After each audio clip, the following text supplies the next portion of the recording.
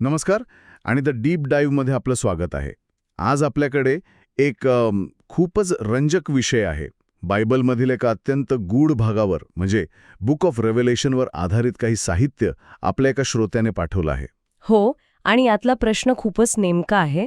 सैतानाच्या श्वापदाची जी 42 महिन्यांची राजवट सांगितली आहे, ती नेमकी सुरू केव्हा होते? हाच तो प्रश्न. अगदी. आणि हे ऐकायला जरी एखाद्या धार्मिक चर्चेसारखं वाटत असलं, तरी खरं तर तसं नाहीये. हे एका मोठ्या जागतिक आपत्तीच्या म्हणजे एका घटनाक्रमाचं विश्लेषण आहे, नाही का? हो, हे एका टाईमलाईनचं विश्लेषण आहे. आपल्या श्रोत्यांमध्ये या 42 महिन्यांच्या सुरुवातीबद्दल 2 वेगवेगळी मतं मांडली आहेत. आणि आज आपल्याला हेच शोधायचं आहे की लेखकाच्या मते यापैकी खरं मत कोणतं आणि महत्त्वाचं म्हणजे का. चला तर मग या गुढात थोडं खोलवर जाऊया. नक्कीच. तर या विश्लेषणाची सुरुवात करताना लेखकाने काही गोष्टी गृहीत धरल्या आहेत. म्हणजे काही पायाभूत मुद्दे आहेत, ज्यावर सगळा युक्तिवाद उभा आहे. ओके, पहिला मुद्दा कोणता? पहिला मुद्दा म्हणजे जेव्हा कुठे 42 महिने, 1260 दिवस किंवा 3.5 वर्षे असं काही येतं, तेव्हा लेखक या सगळ्याला एकच कालावधी मानतो. ठीक आहे, म्हणजे हे वेगवेगळे शब्द असले तरी कालावधी तोच. हे सोपं आहे. हो. आता दुसरं गृहीतक थोडं जास्त महत्वाचं आहे. ते म्हणजे श्वापदाची ही 42 महिन्यांची राजवट आणि 2 साक्षीदारांची 1260 दिवसांची भविष्यवाणी या दोन्ही गोष्टी एकाच वेळी घडतात. समांतर. अगदी समांतर. एक मिनिट, इथे थोडं थांबूया. जे श्रोते कदाचित पहिल्यांदाच ऐकत असतील त्यांच्यासाठी हे 2 साक्षीदार म्हणजे नक्की कोण हे आपण थोडक्यात सांगू शकतो का? हो, नक्कीच. बुक ऑफ रेव्हेलेशन प्रमाणे हे 2 साक्षीदार म्हणजे देवाचे विशेष प्रतिनिधी आहेत. त्यांना या 3.5 वर्षांच्या काळात भविष्यवाणी करण्याची आणि काही चमत्कार करण्याची शक्ती दिली जाते. अच्छा, म्हणजे ते श्वापदाच्या सत्तेला आव्हान देतात. बरोबर. लेखक असं मानतो की हे 2 व्यक्ती नसून देवाच्या निष्ठावान लोकांचा म्हणजे त्या 1,44,000 लोकांचा एक गट असू शकतो. पण आत्तापुरतं एवढं लक्षात ठेवणं पुरेसं आहे की त्यांची भविष्यवाणी आणि श्वापदाची राजवट एकाच काळात घडते. समजलं. आणि तिसरं, सर्वात महत्त्वाचं गृहीतक. तिसरं आणि सर्वात महत्त्वाचं ते म्हणजे हे श्वापद येतं कुठून? ते जमिनीवरून किंवा समुद्रातून नाही. तर थेट पाताळातून येतं. अगदी बरोबर. थेट अबिसमधून. आणि भविष्यवाणीनुसार हे पाताळ तेव्हाच उघडलं जातं जेव्हा 7 देवदूतांपैकी 5वा देवदूत आपला कर्णा वाजवतो. आणि इथेच तर सगळी गंमत आहे. कारण 5वा कर्णा वाजवल्यावर जगात प्रचंड विनाशकारी घटना घडायला सुरुवात होते. हो. आणि मग तो मूळ प्रश्न येतो. श्वापदाची राजवट या विनाशकारी घटनांसोबतच सुरू होते की हा सगळा विनाश संपल्यानंतर? बरोबर. आणि याच प्रश्नावर आपल्या श्रोत्यांमध्ये ती 2 वेगवेगळी मतं आहेत. तर त्या घटना काय आहेत हे आधी समजून घेऊया, म्हणजे श्रोत्यांनाही कल्पना येईल. 5वा कर्णा वाजवल्यावर काय होतं? आणि हे सैन्य लोकांना 5 महिने असह्य यातना देतं. याला पहिली आपत्ती किंवा फर्स्ट वो असं म्हटलं आहे. 5 महिने विंचवाच्या दंशासारख्या यातना कल्पना करणंही कठीण आहे. आणि यानंतर काय? यानंतर 6वा देवदूत आपला कर्णा वाजवतो. तेव्हा युफ्रेटिस नदीजवळ कैद असलेले 4 देवदूत सोडले जातात आणि ते 20 कोटींच्या घोडदळाचं नेतृत्व करतात. 20 कोटी? हो. आणि ते पृथ्वीवरच्या 1/3 लोकांना ठार मारतात. म्हणजे अब्जावधी लोकांचा मृत्यू. ही झाली दुसरी आपत्ती. बरोबर. म्हणजे आधी 5 महिन्यांची जागतिक यातना आणि मग अब्जावधी लोकांची हत्या. हा तर महाविलास आहे. तर आता त्या 2 मतांकडे येऊया. पहिलं मत काय आहे? पहिलं मत असं आहे की श्वापदाची 42 महिन्यांची राजवट 5वा कर्णा वाजल्याबरोबर सुरू होते. म्हणजे या दोन्ही महाभयंकर आपत्त्या, त्या यातना आणि तो मृत्यू, हे सगळं त्या 42 महिन्यांच्या राजवटीचाच एक भाग आहे. हो. त्या मतानुसार छळ आणि विनाश एकाच वेळी सुरू होतात. ठीक आहे, पण लेखक या पहिल्या मतावर एक मोठा व्यावहारिक प्रश्न विचारतो नाही का? तो मुद्दा मला खूपच पटला. कोणता? विचार करा ना, जगभरात अब्जावधी लोक असह्य वेदनेने त्रस्त आहेत. त्यानंतर अब्जावधी लोक मरत आहेत. सगळीकडे गोंधळ, भीती, अनागोंदी माजलेली आहे. हो, परिस्थिती भीषण असेल. मग अशा परिस्थितीत श्वापद आपलं मुख्य लक्ष म्हणजे संतांचा पद्धतशीरपणे छळ करण्यावर लक्ष केंद्रित करू शकेल का? हाच तो कळीचा मुद्दा आहे. लेखकाच्या मते सैतानाचं मुख्य ध्येय केवळ अंधाधुंद विनाश करणं नाही. त्याचं मुख्य ध्येय काय आहे? त्याचं मुख्य ध्येय आहे देवावर विश्वास ठेवणाऱ्या संतांना शोधून त्यांचा छळ करणं, त्यांना विश्वास सोडायला भाग पाडणं. अच्छा. आणि जर जगभरात आधीच एवढी मोठी उलथापाथल सुरू असेल तर मग या विशिष्ट गटावर लक्ष केंद्रित करणं खूपच कठीण होईल. बरोबर. हे म्हणजे शहरात दंगल पेटलेली असताना पोलिसांना एका विशिष्ट व्यक्तीला शोधायला सांगण्यासारखं आहे. त्यांचं लक्ष विचलित होईल. अगदी. पण एक मिनिट थांबा. सैतान ही काही मानवासारखी शक्ती नाही, त्याचं लक्ष मानवासारखं विचलित होईल का? हा युक्तिवाद थोडा म्हणजे मानवी दृष्टिकोनातून केलेला नाही का वाटत? खूप चांगला प्रश्न आहे. पण स्रोतांनुसार इथे लक्ष विचलित होणे याचा अर्थ क्षमतेचा अभाव नाही तर रणनीतीचा भाग म्हणून पाहिले आहे. लेखक असं मानतो की सैतानाची योजना अत्यंत कार्यक्षम म्हणजे इफिशियंट आहे. Okay, efficient. हो, एकाच वेळी दोन मोठे उद्दिष्ट म्हणजे जागतिक विनाश आणि विशिष्ट छळ हे साधण्याऐवजी तो एका वेळी एकाच गोष्टीवर लक्ष केंद्रित करेल, जेणेकरून त्याचा परिणाम जास्तीत जास्त होईल. अच्छा, म्हणजे ही कार्यक्षमतेची गोष्ट आहे, रणनीतीची गोष्ट आहे. बरोबर. आणि याच तर्कावर लेखक पहिलं मत नाकारतो. आणि यामुळेच तो दुसऱ्या मताकडे वळतो. त्यानुसार या दोन्ही आपत्त्या श्वापदाच्या राजवटीचा भाग नाहीत, तर त्या राजवटीची तयारी आहेत. अगदी बरोबर. लेखकाच्या मते ही एक 2 टप्प्यांची योजना आहे. पहिला टप्पा आहे संपूर्ण जगावर नियंत्रण मिळवणं. आणि त्यासाठी तो या 2 आपत्त्यांचा वापर करतो. हो, 5 महिन्यांच्या यातना आणि 1/3 मानवजातीचा मृत्यू.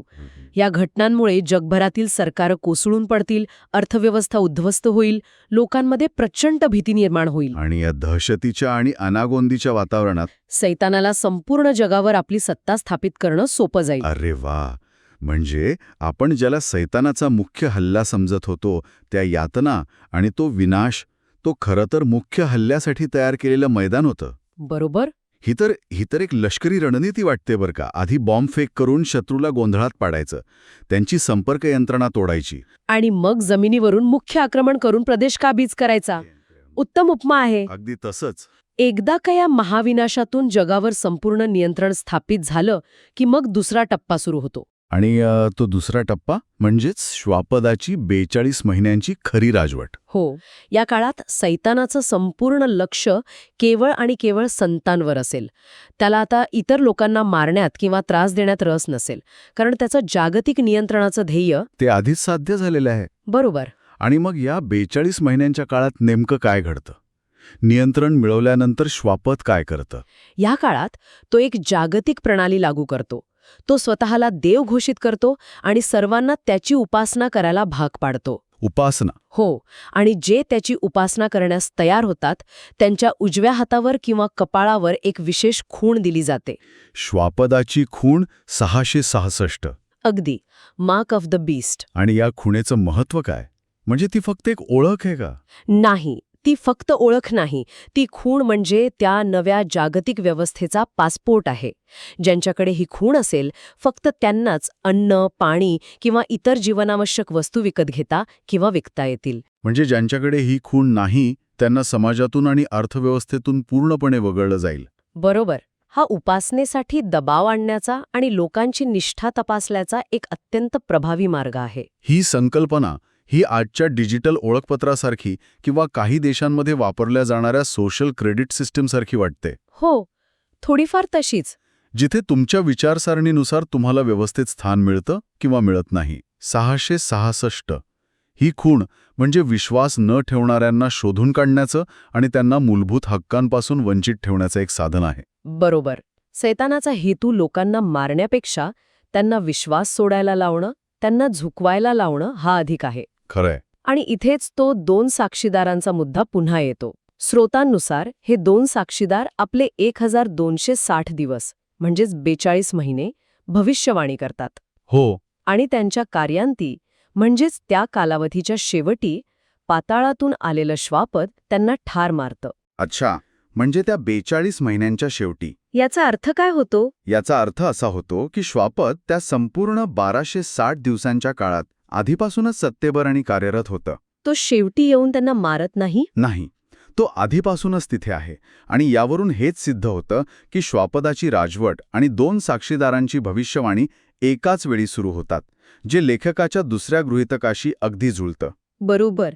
हे सगळं एका साखळीसारखं आहे, जिथे प्रत्येक दुवा एकमेकांशी जोडलेला आहे. अगदी. म्हणजे घटनाक्रम आता स्पष्ट दिसतोय. 5वा आणि 6वा करणा वाचतो, महाविनाश होतो, जगभरात अनागोंदी पसरते. हो. या अनागोंदीचा फायदा घेऊन श्वापद सत्ता काबीज करतं. आणि मग त्याची 42 महिन्यांची राजवट सुरू होते. हो, आणि याच काळात तो उपासना आणि 666च्या खुणेद्वारे संतांचा छळ कातो. आणि त्याच 42 महिन्यांच्या काळात 2 साक्षीदार भविष्यवाणी करत असतात.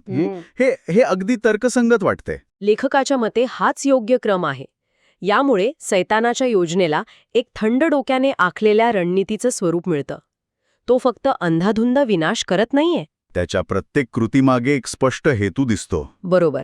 तर या सगळ्या चर्चेचा आणि विश्लेषणाचा सारांश काय?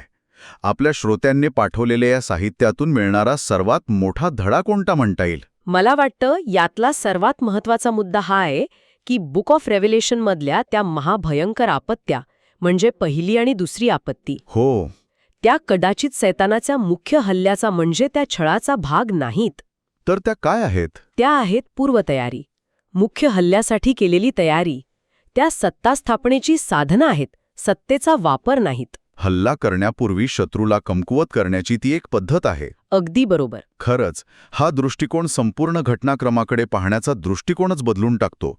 आपण ज्याला केवळ विनाश समजत होतो, ती एका मोठ्या, अधिक भयावह योजनेची सुरुवात होती. आणि हाच विचार आपल्याला एका मोठ्या प्रश्नाकडे घेऊन जातो. या स्रोतामध्ये सैतानाची रणनीती ही केवळ अंधाधुंद विनाशाची नाही, तर एका थंड डोक्याने आखलेल्या योजनेसारखे दिसते. 2 टप्प्यांची योजना. हो. पहिला टप्पा दहशतीद्वारे आणि गोंधळाद्वारे संपूर्ण नियंत्रण मिळवणे. दुसरा टप्पा त्या नियंत्रणाचा वापर एका विशिष्ट वैचारिक आणि धार्मिक हेतूसाठी करणे. म्हणजे आधी अराजक माजवायचं आणि मग शांतता प्रस्थापित करण्याच्या नावाखाली स्वतःची हुकुमशाही लादायची. बरोबर. आणि हा पॅटर्न आपल्याला इतिहासात आणि वर्तमानातही अनेक ठिकाणी दिसतो. हो, खरंय.